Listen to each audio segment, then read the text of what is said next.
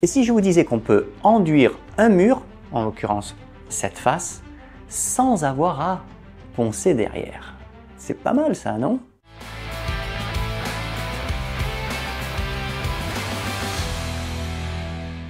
Et salut tout le monde, c'est Gis, merci de me retrouver sur Coach Perso Déco. Si vous avez un fond qui est tout tordu, tout bosselé, sur lequel vous avez appliqué de l'enduit garnissant, ça ne peut pas fonctionner. Là, je vais vous le montrer, il faut que le support soit quand même propre parce qu'en fait, ça va déjà prédisposer à la finition puisqu'on va mettre une seule couche et après, ça sera clairement terminé. Je vous montre rapidement quelques défauts de surface. Là, on a eu un enduit qui a roulé. Et le plus problématique, on va dire, voilà, ce sont vraiment quand il y a des zones comme celle-ci, ça a été réenduit par-dessus, voyez.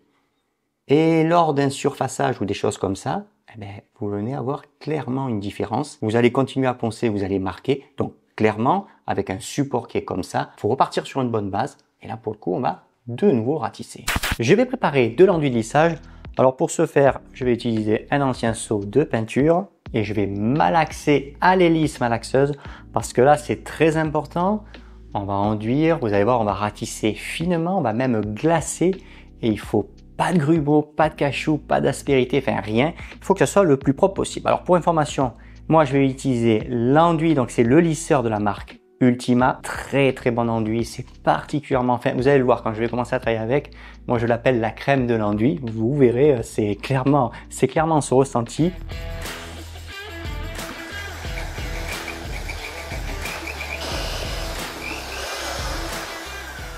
L'enduit, là, il est prêt. Il va y avoir un temps de repos de 20 minutes. Et pour vous donner une ordre d'idée de dosage, j'entends si vous utilisez la même marque, le même produit que moi, et comme ici sur un fond qui a déjà été enduit, vous êtes à 550 ml d'eau par kilo de poudre. Face de mur dépoussiérée, l'enduit est quasiment prêt. On va s'intéresser au matos. On va travailler avec des couteaux enduire. Il faut savoir que les couteaux enduire, ça existe depuis des lustres. C'est surtout la qualité de finition qu'on va pouvoir faire avec ce type de couteau, tout simplement parce que vous voyez là, on a une très belle longueur de lame, ce qu'on appelle le dégagement. Et gros avantage d'un couteau enduire, vous voyez, selon la position, si je viens ici placer mes mains, eh bien, automatiquement, j'oppose de la résistance, vous voyez, je plie pas trop. Et lorsque je veux de la souplesse, je vais soit reculer mes doigts, soit au contraire directement le tenir par le manche. Et là, vous voyez, automatiquement, je fais ressort, mais vous voyez, je suis quand même bien plus souple. Une dernière petite chose concernant les couteaux enduire, c'est très important. Les miens, quand on regarde rapidement, ils semblent neufs. Ils sont pas neufs, ils sont juste bien entretenus. Si vous voulez reproduire le même travail que vous allez voir à l'écran, mais que vous n'avez pas de couteau, donc vous achetez des couteaux neufs, qu'on appelle le fil de la lame, il a besoin de se faire. Avant de ratisser, vous allez venir, voyez, faire ceci. D'un côté, d'un autre côté, pour bien faire le fil et surtout, le principe c'est que quand vous allez enduire, si vous partez comme ça, pêle-mêle avec un couteau dont le fil n'est pas préparé, vous allez faire des marques directement, ce qu'on appelle des petits stries sur le support. C'est dégueulasse et ça va vous rendre fou. Je vais commencer à travailler donc avec le 16. L'enduit, il est prêt. On a besoin, vous voyez, de rigidifier un petit peu la lame. Donc là, on va placer les mains, le pouce, il vient bien enrouler, vous voyez ici, au niveau de, on va dire, de l'envers du couteau. Donc je prends, vous voyez, de l'enduit. Donc là, sur mon bord gauche, puisque je rase bien sûr la cueillie, on part, vous voyez, regardez, le plus à plat possible. Donc, c'est-à-dire que je couche, vous voyez, regardez, je couche le couteau. Et là, je monte au fur et à mesure. Donc, voilà, je cherche pour l'instant qu'à dégager la cueillie. Quand je veux, vous voyez, revenir dans mon enduit, donc je pars d'une zone qui n'est pas enduite pour pouvoir redescendre dedans. Là, je ne place qu'un doigt, c'est ce qu'on appelle le doigt au repos. Je veux avoir de la souplesse parce que j'ai besoin d'estomper mon passage de lame. De nouveau, je vais rigidifier, vous voyez. Donc là, je vais monter jusque là. Pour l'instant, ça va très bien. Là, ça me permet de bien déposer mon enduit. Donc en fait, si vous voulez, je sais que c'est comme ma main, c'est comme une contre-lame. J'oppose une certaine fermeté. Et vous voyez comme je travaille quasiment à plat. Vous voyez ici, je passe à côté, donc je garde le 16. Pour l'instant, on va travailler avec le 16. Les couteaux, vous voyez, regardez, il faut que ce soit bien propre. 3-4 cm sur la travée précédente. Là, simplement, je l'ai posé. Je le remonte, vous voyez, donc j'écrase. Et au fur et à mesure que je vais monter, je vais automatiquement encore plus l'écraser. Vous voyez, là, j'ai fait un passage, je reviens, Là, vous voyez, je fais des aspérités. À partir de là, les doigts, on les recule. Donc, on a besoin d'avoir, vous voyez, regardez, de la souplesse. Je pose. Je monte. Je prends. Je pose à côté. Vous voyez, j'essaie de faire des travées, bien sûr, les plus régulières possibles.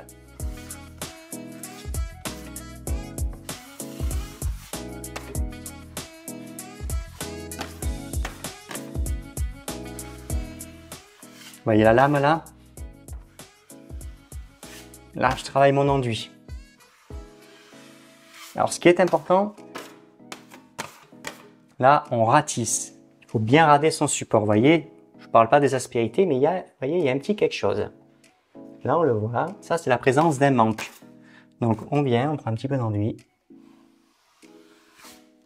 Parce que le support, il n'est pas forcément très régulier. Et là, regardez, je peux revenir dans mon enduit. Ça, c'est vraiment magique avec les couteaux enduits. Regardez la finition qu'on fait. Là, le doigt, vous voyez, je n'appuie pas. Je tiens qu'avec le manche. Vous voyez, on doit repartir. On repart pas avec un couteau chargé. En faisant ça, on est bloqué. Ici, on part, vous voyez, regardez, au maximum de la hauteur d'homme. Donc, je descends dans la travée avec quasiment plus d'enduit. Ça vous évite en fait de réhumidifier de trop le support, parce que là, il faut bien penser qu'il commence à migrer. Et si vous partez avec un enduit et que vous arrivez sur la travée précédente trop chargée, vous allez le faire rouler, mais surtout, vous risquez de le faire gonfler, de le faire décoller. La transition, elle est quelque part par là, ça fait comme une petite vaguelette. Mais vous voyez, je peux vous dire que c'est très propre et on n'est pas capable de distinguer, de discerner à quel endroit je me suis vraiment précisément arrêté. Là, je vais donc descendre. Je dois arriver ici, finalement, avec quasi plus d'enduit, juste la glisse, bien sûr, pour ne pas faire rouler l'enduit. Donc, on charge le couteau. On chevauche. Vous voyez, je viens. Hop, je suis descendu. Je reprends. On passe à côté.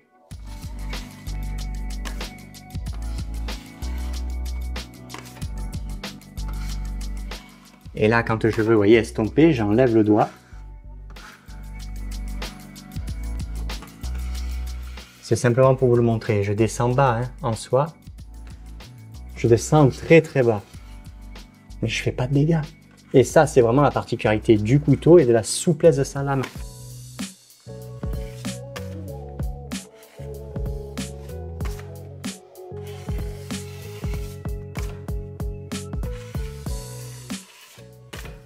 Là, regardez, bien à plat.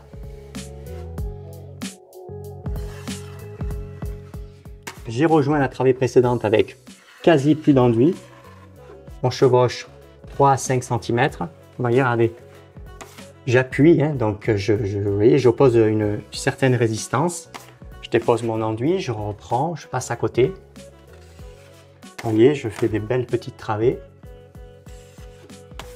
Le surplus d'enduit, je le récupère. Les petites rayures, comme on vient de les voir, ça, on n'en veut pas, donc on élimine. Puisque c'est un enduit qui ne sera pas poncé. Donc il faut être vigilant, il faut être vraiment le plus propre possible. Vous voyez ce qu'on appelle vraiment ce chevauchement finalement de transition, ça se voit. C'est pas joli. Et sur un enduit qu'on ne doit pas poncer, si ça reste, c'est quelque chose qui se verra. On recule les doigts. Et là c'est parti, vous voyez, regardez. J'ai la souplesse de ma lame. Toujours pareil. Je vire à plat.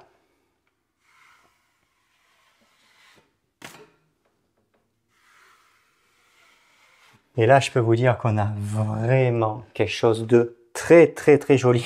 J'insiste aujourd'hui là-dessus. C'est vraiment le but.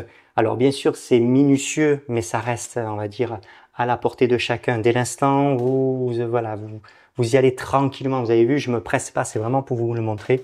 Si vous avez bien sûr un support qui est propre. Alors j'entends pas prêt à poncer, ça n'a pas d'intérêt. Propre, pas bosselé, des choses comme ça. Vous allez arriver à faire un très joli travail. Je chevauche 4-5 cm. Moi qui ai l'habitude, je peux chevaucher bien sûr un petit peu moins. Vous voyez, j'appuie, mais je remonte. Je viens à côté. Je récupère. Je recharge. Je me mets à côté. Vous voyez? J'appuie et je remonte. Là, je viens à côté. Hop, un petit passage pour estomper. Très important. Les outils, il faut les nettoyer régulièrement. Parce que l'enduit forme des petites boulettes. Vous voyez, regardez, ça c'est des petites boulettes d'enduit. Et ces petites boulettes d'enduit, elles se font un plaisir d'aller rencontrer votre enduit qui est frais. Là, je me tiens, vous voyez, avec un genou au sol. Je viens, je présente et je viens rencontrer, vous voyez, l'enduit sans jamais arriver trop chargé.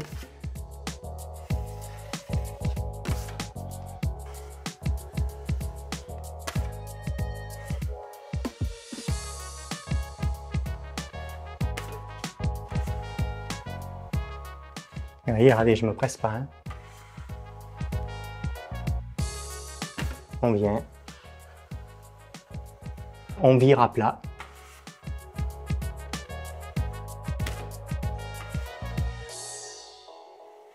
J'ai fait une belle travée quand même d'à peu près 1m40, 1m50. Alors on est quand même très satisfaisant.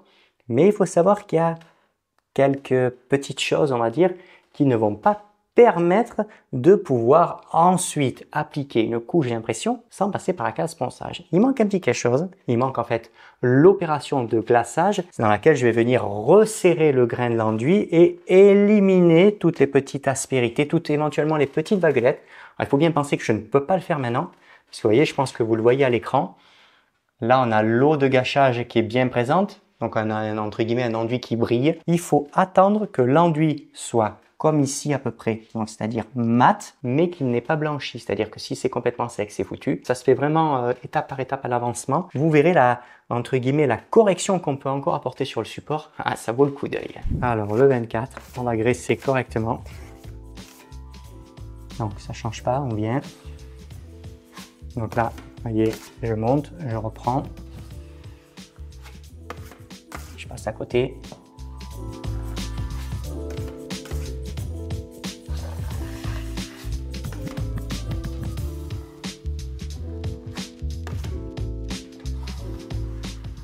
Le but, c'est vraiment de monter, vous voyez, d'une traite. C'est-à-dire qu'avec l'enduit qu'on a, on vient, on monte et surtout, vous voyez, regardez, je fais en sorte de toujours m'arrêter de manière la plus propre, la plus homogène possible. Et le couteau, c'est vraiment un excellent maître d'apprentissage pour ce genre de travail. Ça apprend à enduire bien droit, mieux qu'une lame à lisser d'ailleurs.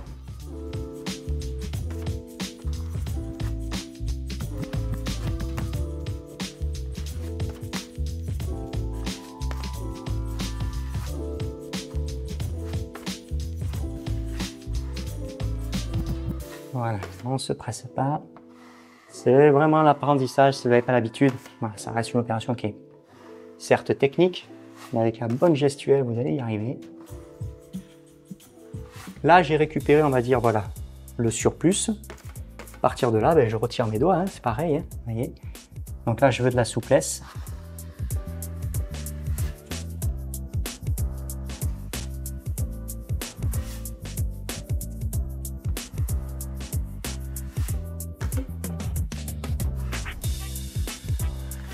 Vous voyez, je pars toujours d'une zone qui n'est pas enduite pour pouvoir rencontrer une zone qui est enduite.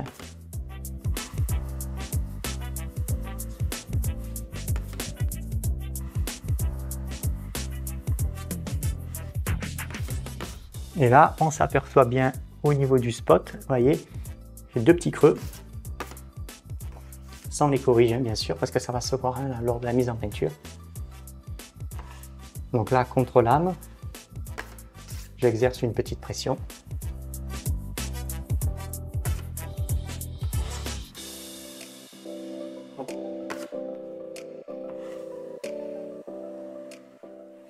Je laisse tomber le ratissage quelques minutes. On va s'intéresser au glaçage parce qu'à peu près jusqu'ici, l'enduit est mat. On va faire donc une pellicule d'eau.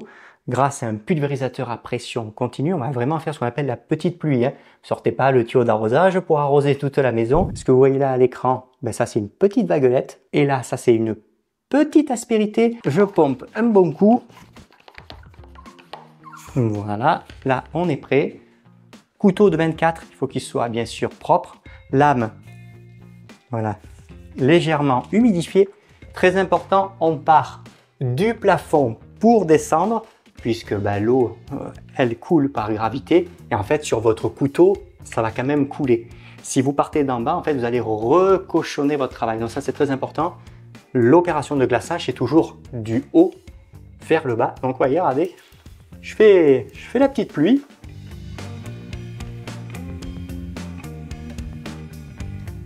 Ça réhydrate et en fait, ça va se comporter comme, entre guillemets, si c'était de l'huile. Ça va me faciliter la glisse, que de la souplesse.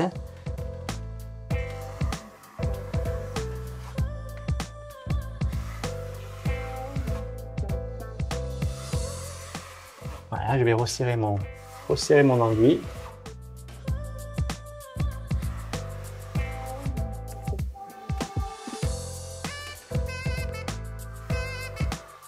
On part pour vraiment la belle finition. Hein. Et comment je travaille, vraiment à plat, plus dégagé possible. Vous voyez, regardez, c'est ce fameux petit jus là. Vous voyez, j'en ai là. C'est pour ça qu'il faut partir d'en haut.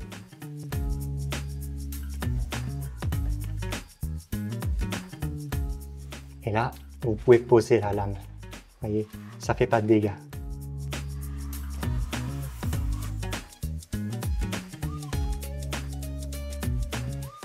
Ici, bien sûr, vous repartez dans l'autre sens, la coupe de source.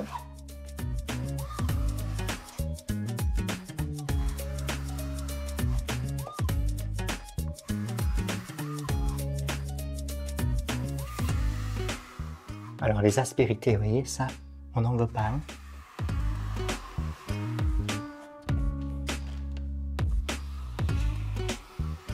Vous ferrez en fait dans le frais.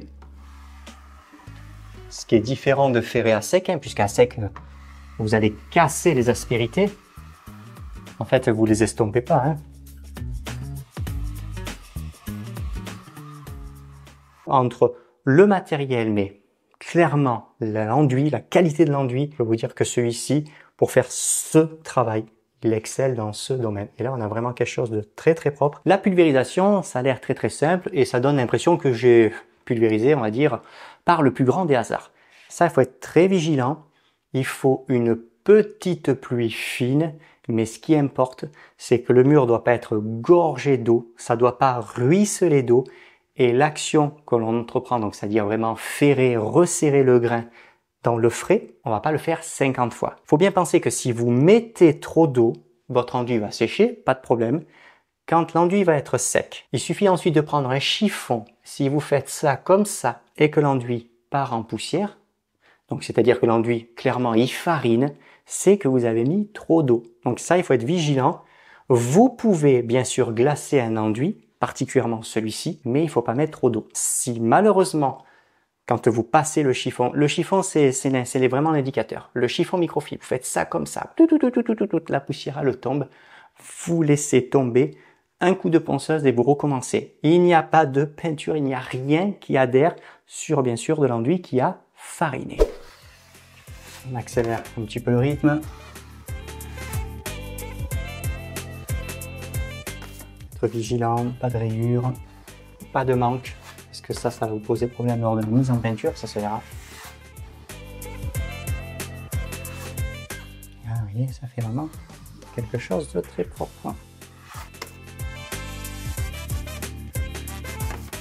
Ça touche à sa fin. Bien sûr, il restera à glacer, mais vous voyez, il arrive gentiment. Je ne touche plus, c'est propre. Il va falloir glacer, parce que vous voyez, bien sûr, il y a des endroits, selon un petit peu la planité du support, vous voyez, j'arrive quand même à marquer un petit peu plus. Dernier glaçage.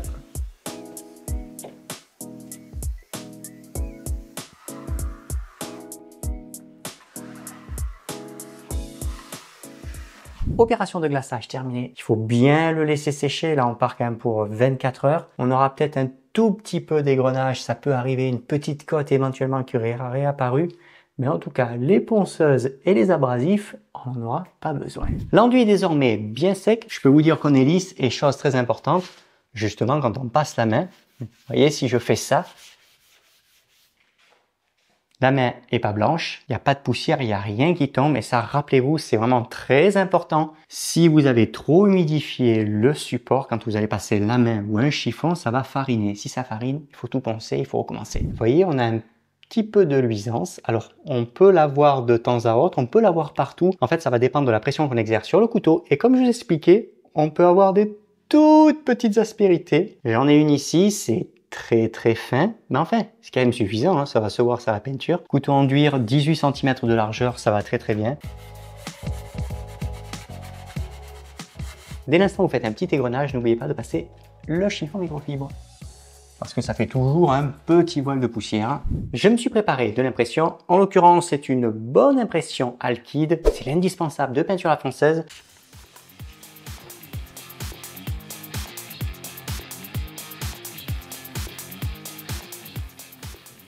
Application de la sous-couche, c'est terminé. Voilà ce que ça donne. Alors ce que vous voyez là, ça c'est le grain du rouleau. On est sur un pommelé fin. Notre tuto est désormais terminé. Le ratissage sans ponçage n'aura plus de secret désormais pour vous. Sachez également que le matériel que j'ai utilisé dans la vidéo, vous allez pouvoir désormais le retrouver dans notre boutique. Le lien se trouve dans la description. Je vous fais le petit coucou et je vous dis à bientôt.